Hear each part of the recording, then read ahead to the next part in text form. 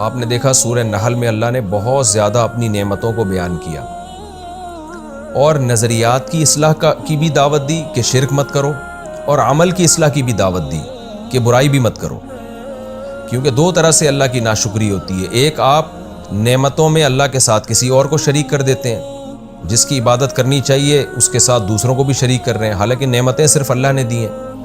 اور دوسرا یہ کہ آپ توحید پرست ہوتے ہیں لیکن پریکٹیکلی اللہ کی نافرمانی کرتے ہیں، آپ عملاً اس کی فرما برداری نہیں کر رہے ہوتے۔ تو یہ دونوں ناشکریوں کا اس صورت میں بہت زیادہ بیان ہوا ہے، اور خاص طور پر عرب میں چونکہ شرک بہت تھا تو اس کو زیادہ ہائی لائٹ کیا گیا، کیونکہ جب آپ توحید کے عقیدے کو مان لیتے ہو تو عربوں کے لیے پھر عملی طور پر ان کو ایک پریکٹسنگ مسلم بنانا یہ آسان تھا۔ وہ ہماری طرح منافق نہیں تھے کہ توحید کو مان بھی رہے ہیں کہ ساری نعمتیں اللہ دے رہا ہے، عبادت کے لائق اللہ ہے، لیکن عمل میں پھر ہم زیرو ہیں۔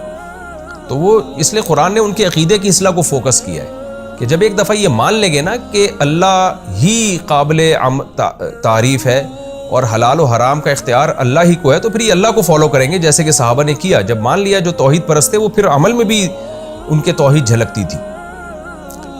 تو اب اسی مضمون کو آخر میں سمیٹا جا رہا ہے، اس کا خلاصہ بیان کیا جا رہا ہے کہ اللہ تعالیٰ مشرکین مکہ سے کہہ رہے ہیں کہ تم نے اللہ کی نعمتوں کا بیان بھی سن لیا، تم نے بستیوں کے واقعات بھی سن لیے۔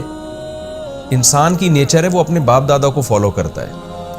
جب کوئی کسی بھی بات سے نہ سمجھ رہا ہو نا تو اس کو باپ دادا کا حوالہ دیا جاتا ہے۔ مشرکین اکثر کہا کرتے تھے ہم نے اپنے باپ دادا کو شرک کرتا ہوا پایا تو ہم اپنے باپ دادا کے دین کو فالو کریں گے۔ آج آپ دنیا میں دیکھ لیں جتنے بھی باطل مذہب ہیں وہ کیوں ہیں؟ وہ اپنے باپ دادا کی وجہ سے ہیں۔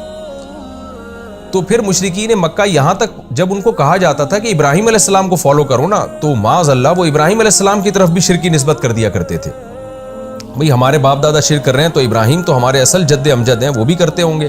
تو قرآن اس کی نفی کر رہا ہے کہ تمہیں دلائل کی دنیا میں اگر توحید سمجھ میں نہیں آتی تو تم تو زبان سے دعویٰ کرتے ہو کہ ہم ملت ابراہیم کو فالو کرتے ہیں، ہم ابراہیم کے ماننے والے ہیں، تو کم از کم ابراہیم کی تو مان لو تم۔ تو اس بات کو قرآن نے اس رکوع میں بیان کیا کہ ابراہیم علیہ السلام وہ نہیں تھے